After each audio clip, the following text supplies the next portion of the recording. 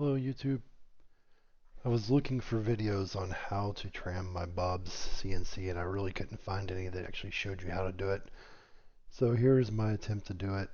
I can't promise it's going to be perfect. I am fairly new at this and kind of figured my way out. And you'll see some of my issues that I came across here and how I resolved it. Here I'm just checking to see how bad I'm off on my x-axis. So I have a drill bit with a wire hanger connected to it that I'm using, and it's really hard to see how far off it is here, but I'm probably a quarter inch off here. I'm trying to show you how, but it's really hard to see. You can see I'm just a little less than the width of that square,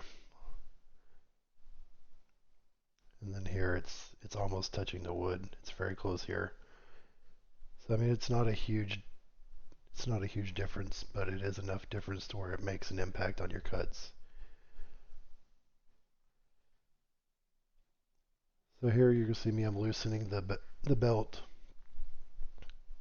Um, I made some mistakes here. I should have removed the belt completely at first. I didn't. Kind of a boneheaded issue. You can see as I'm taking this off, I'll regret not taking that cable off in the first place.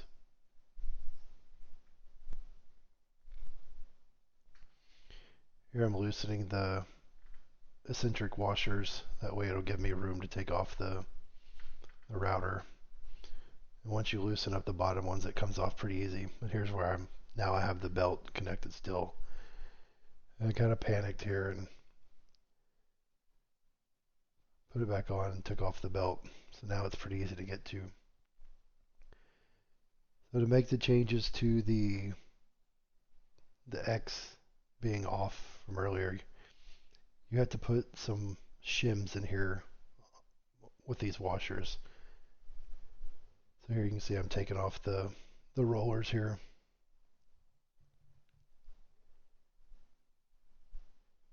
I tried to keep my screwdriver kind of stuck there to keep those eccentric washers from falling out. It makes it much easier if you can keep those eccentric washers there. You see here I have it kind of balancing there. And I took the roller off, and there's the shims that you get with the bobs that you can use. I actually used two washers here. I already had one on there.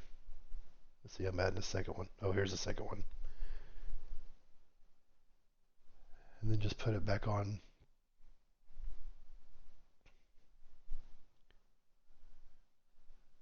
I was able to keep the eccentric washer on there, and so it made this much easier.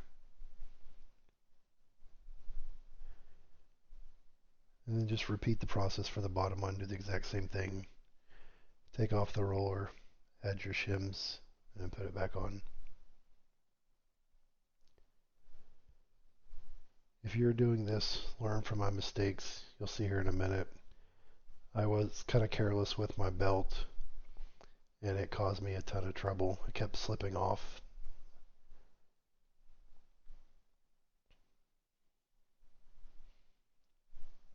So here I'm putting the router back on. This is where the belt problems came. I tried to keep it tight, but didn't do a good job, and the belt fell off of the stepper motor here. I didn't notice it until I already had the belt back on, which it's obvious when you're watching the video that the belts come off because you see how it's really tight on one side and it's loose on the other. I didn't really realize this, and this gave me a bunch of trouble. I ended up doing this 2 or 3 times. Something to definitely learn from my errors. Make sure you keep the belt tight at all times. Doing this again, I probably would have taped the belt tight. That way it wouldn't move on the washers. And here I am tightening up the belt. I still haven't realized that the belt's come off at this point.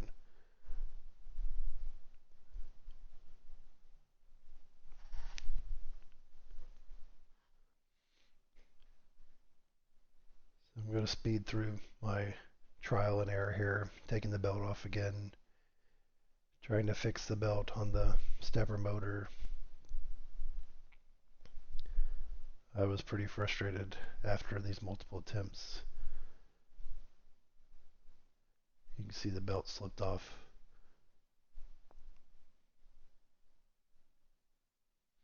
So now I have the belt on good, but I gave it too much slack and it fell off again right there. You see on the right how it's drooping. Yeah, I didn't notice it. Fixing it again. Trying to keep it tight. Putting it back on. It fell off again. And at this point I turned off the camera and just fixed it off camera.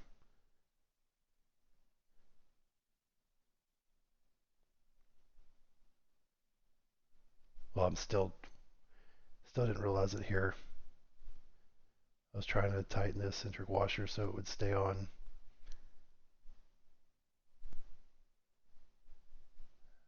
And then I noticed the belt's off again.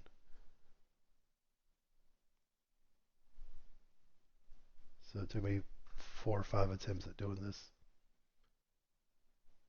Here it's fixed. You see the belt's tight and straight.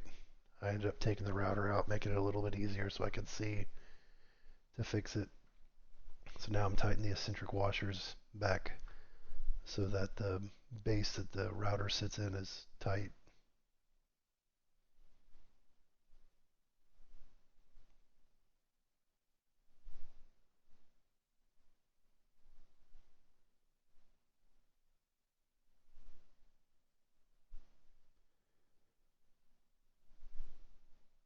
Here I'm checking to make sure that the rollers on the bar there don't spin on their own. Assuming that when you push those they don't spin freely, you know you're pretty good. And so that right one was a little loose, so I'm tightening it up, making sure it's solid.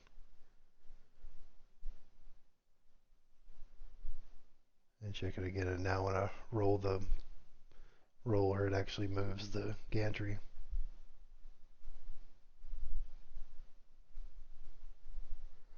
Checking the lift again, so I'm pretty good here. Everything's tight. And I put the router back in.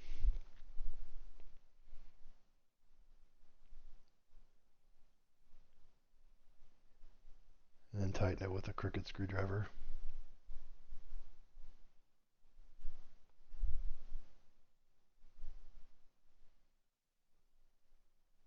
So at this point everything should be good. I'm putting the bit back in so I can check to see if everything's fixed. And just kind of showing you it's barely touching there. And then when I spin it to the back, you can see it's very close to touching there. It's still not perfect, but it's a lot better than it was.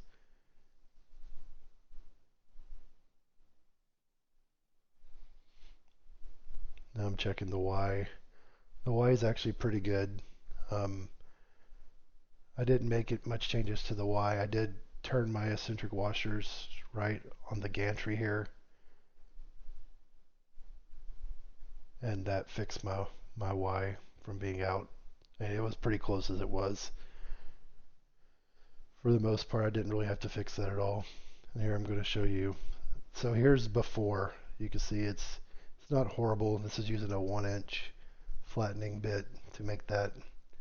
There's still a little bit of gaps from the left to the right. And here I'm just going to use that same bit and do a test again, just running it.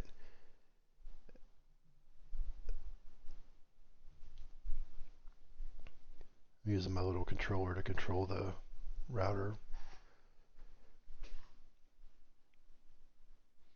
And trying to do a little bit of dust collection.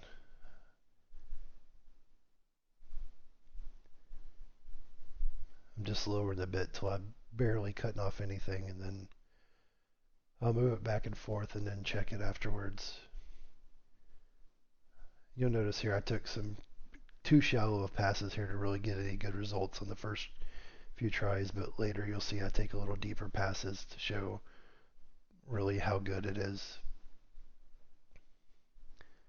And this still is not perfect. I'm not a professional by any means, so it's good enough for me.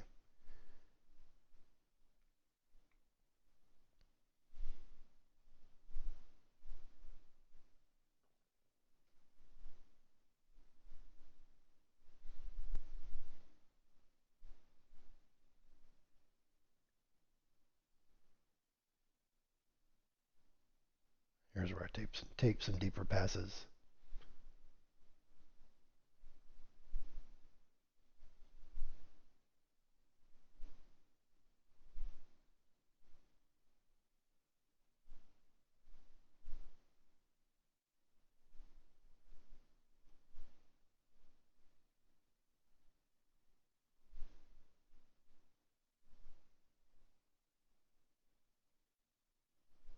I was trying to get the passes to be the width of the bit. That way you can see how much angle there's really at.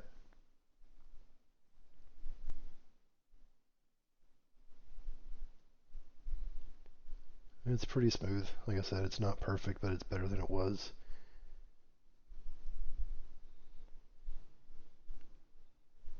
You can see here the difference between the right is the old one and the left is the new. And it's pretty smooth. You can still see it, but it is pretty smooth.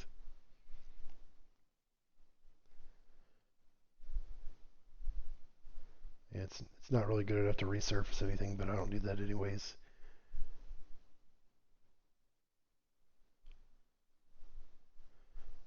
Well, hopefully this video helped. Um, if you think it helped you, please feel free to subscribe or like the video.